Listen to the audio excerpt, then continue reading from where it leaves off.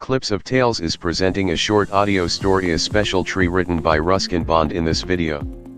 Ruskin Bond was born on May 19, 1934, in Kaisali, Himachal Pradesh, India. Growing up in the lap of the Himalayas, Bond developed a deep affection for nature, which would become a recurring theme in his writings.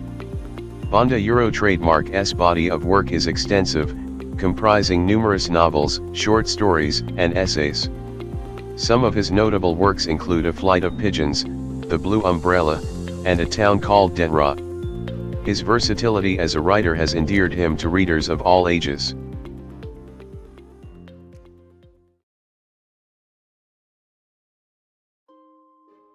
One day, when Rakesh was 6, he walked home from the Mussoorie Bazaar eating cherries. They were a little sweet, a little sour, small, bright red cherries which had come all the way from the Kashmir Valley. Here in the Himalayan foothills where Rakesh lived, there were not many fruit trees. The soil was stony, and the dry, cold winds stunted the growth of most plants. But on the more sheltered slopes, there were forests of oak and deodar. Rakesh lived with his grandfather on the outskirts of Mussoorie, just where the forest began. His father and mother lived in a small village 50 miles away, where they grew maize and rice and barley in narrow terraced fields on the lower slopes of the mountain. But there were no schools in the village, and Rakesh's parents were keen that he should go to school. As soon as he was of school-going age, they sent him to stay with his grandfather in Mussoorie. He had a little cottage outside the town. Rakesh was on his way home from school when he bought the cherries. He paid 50 paise for the bunch. It took him about half an hour to walk home, and by the time he reached the cottage, there were only 3 cherries left. "Have a cherry, Grandfather," he said, as soon as he saw his grandfather in the garden. Grandfather took 1 cherry, and Rakesh promptly ate the other 2. He kept the last seed in his mouth for some time, rolling it round and round on his tongue until all the tang had gone. Then he placed the seed on the palm of his hand and studied it. "Are cherry seeds lucky?" asked Rakesh. Of course. "Then I will keep it." Nothing is lucky if you put it away. If you want luck, you must put it to some use. "What can I do with a seed?" Plant it. So Rakesh found a small space and began to dig up a flower bed. Hey, not there, said Grandfather. I have sown mustard in that bed. Plant it in that shady corner where it will not be disturbed. Rakesh went to a corner of the garden where the earth was soft and yielding. He did not have to dig. He pressed the seed into the soil with his thumb, and it went right in. Then he had his lunch and ran off to play cricket with his friends and forgot all about the cherry seed.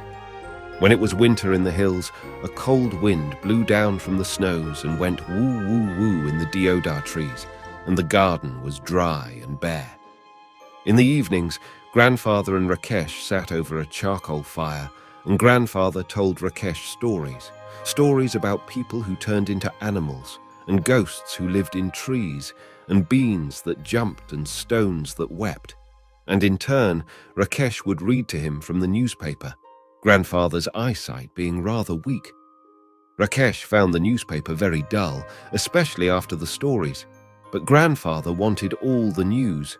They knew it was spring when the wild duck flew north again to Siberia.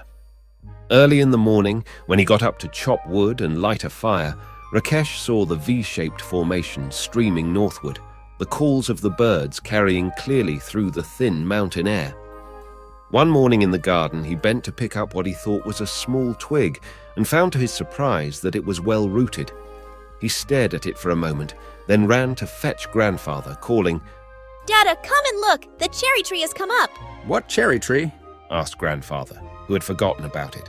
"The seed we planted last year! Look, it's come up!" Rakesh went down on his haunches, while Grandfather bent almost double and peered down at the tiny tree. It was about 4 inches high. Yes, it's a cherry tree, said Grandfather. You should water it now and then. Rakesh ran indoors and came back with a bucket of water. Don't drown it, said Grandfather. Rakesh gave it a sprinkling and circled it with pebbles. What are the pebbles for? asked Grandfather.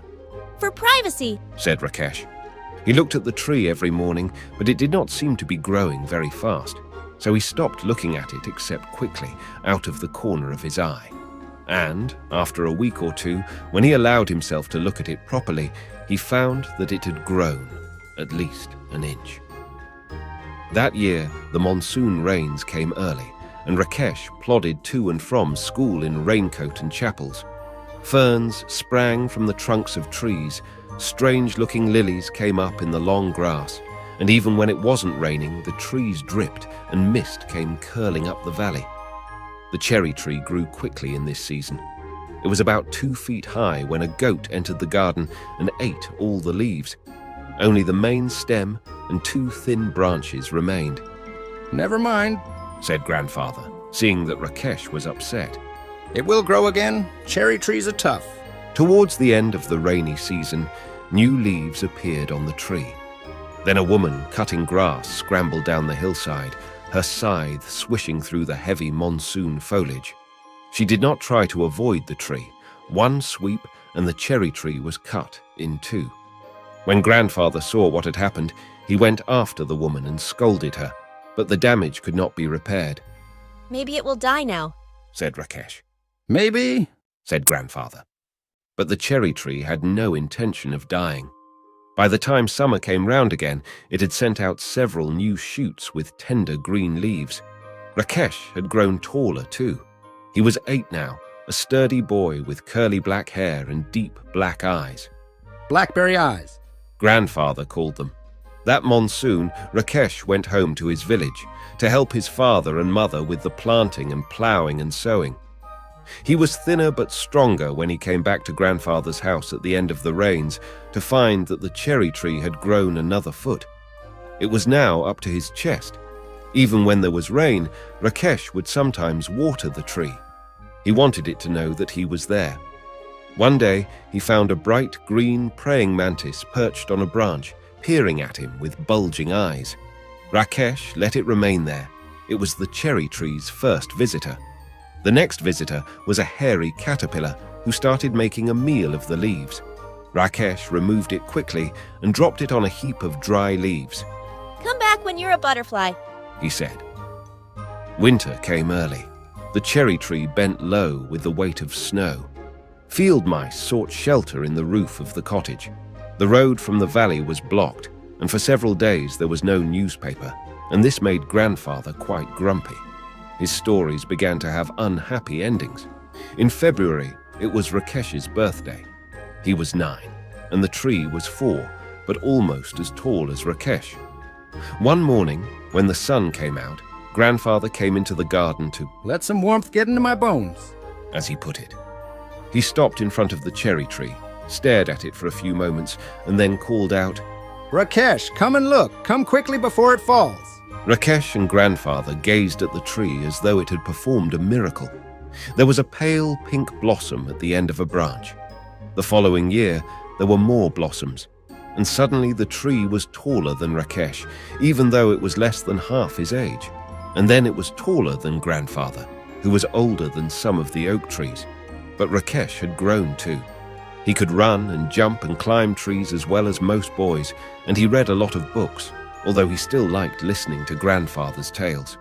In the cherry tree, bees came to feed on the nectar in the blossoms, and tiny birds pecked at the blossoms and broke them off.